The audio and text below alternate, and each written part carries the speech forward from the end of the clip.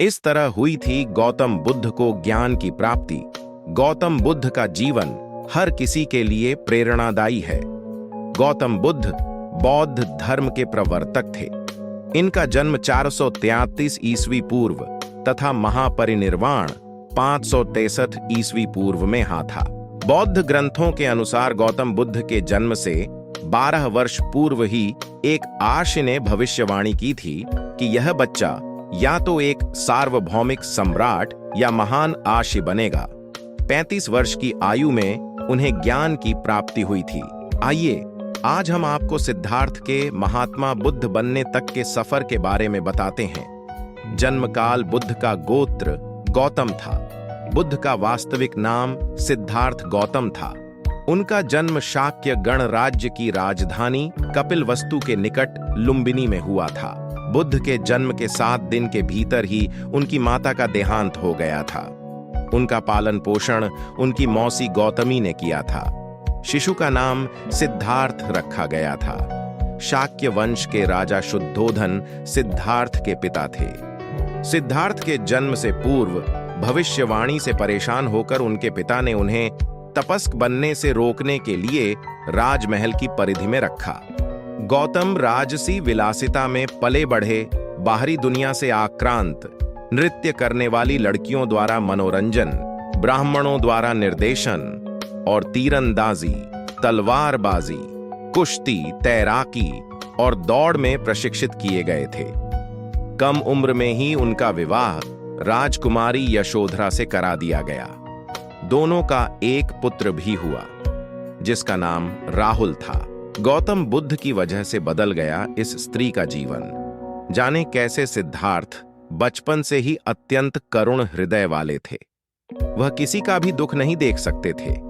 इतने प्रयासों के बाद भी 21 वर्ष की आयु में उनकी अपने राज्य कपिलवस्तु की गलियों में उनकी दृष्टि विकलांग व्यक्ति, एक रोगी, एक पार्थिव शरीर और एक साधु, इन 4 दृश्यों को देखकर सिद्धार्थ समझ गए थे कि सबका जन्म होता है, सबको बुढ़ापा आता है, सबको बीमारी होती है और एक दिन सब मृत्यु को प्राप्त होते हैं। इससे व्यथित होकर उन्होंने अपना धनवान जीवन, अपनी पत्नी, पुत्र एवं राजपाट का त्याग करते हुए साधु का जीवन अपना लिया और जन्म, बुढ़ापा, दर्द, बीमारी और मृत्यु से जुड़े सवालों की खोज में निकल गए। ज्ञान की प्राप्ति, सिद्धार्थ ने अपने प्रश्नों के उत्तर ढूंढने शुरू किए। समुचित ध्यान लगा पाने के बाद भी उन्हें इन प्रश्नों के उत्तर नहीं मिले।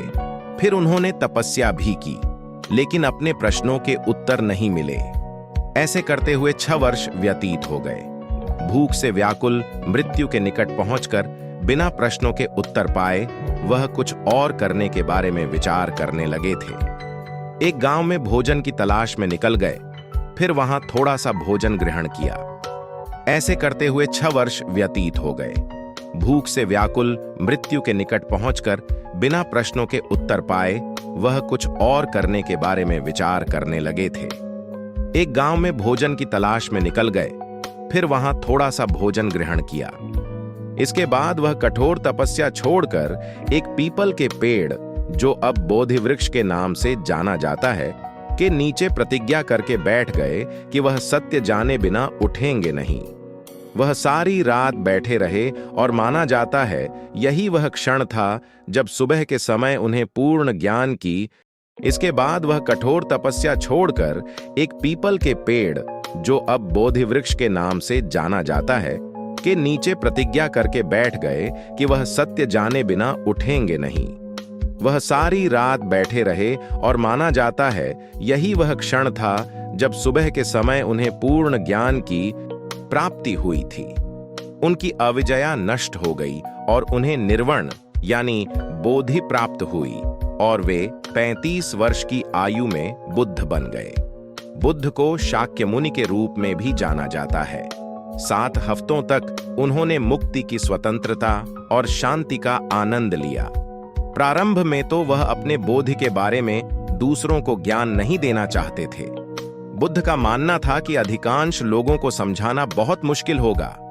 मान्यता है कि बुद्ध को स्वयं ब्रह्मा जी ने अपने ज्ञान को लोगों तक पहुंचने का आग्रह किया था, फिर वह इस पर सहमत हो गए।